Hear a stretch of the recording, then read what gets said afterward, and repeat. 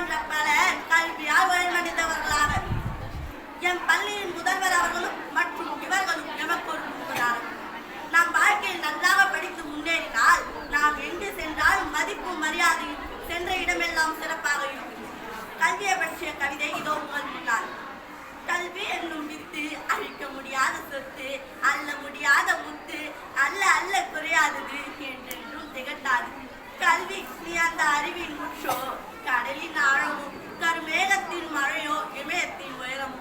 உன்னை நினைக்கும் போது மனதில் ஊற்றி எடுப்பது கூட உன்னை பருகியதாலே என்று கூறி, முட்டியுமா நம்மால் என்பது தோல்விக்கு முன்வரும் தயக்கம், முட்டி தேர்த்தீர்வோம் என்பது வெற்றிக்கான கலக்கம் என்று என் உரையை முடிக்கிறேன். நன்றி, வணக்கம்.